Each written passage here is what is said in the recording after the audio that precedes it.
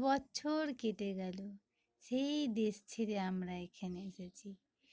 মনে হয় কেন যে এলাম, নিজের দেশ, নিজের বাড়ি ঘর সব ছেড়ে। কেউ আসে, যারা বোকা তারাই আসে। আমি সেই বোকাদের দলে পড়ি, তাই নিজের বাড়ি ঘর ভিটে মাটি ছেড়ে বিদেশে পড়ে থাকি। আমার কাছে মনে হয় আমার নিজের দেশের এইটুকু মাটি আমার কাছে অনেক দামি।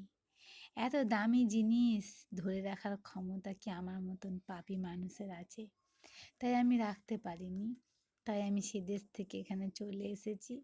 সেই ঘর, সেই বাড়ি, রাস্তাঘাট, মাঠ, পুকুর, নদী, নালা যেন হাহাকার করে আমাকে ডাকছে, বলছে আয়, আয়, ফিরে আয়, ফিরে আয়। আমি কি করে আসবো? আমি তো মূর্খ, আমি তো বোকা, আমি তো সেখানে যেতে পারছি না। যাব যেদিন শ্মশান ঘাটে, সেদিন ওখানে আমাকে পুড়িয়ে দেবে, আমার চিতাগুলো সাজিয়ে দেবে। একটা নয়, দুটো, একটা মনের চিতা আর একটা শ্মশানের চিতা।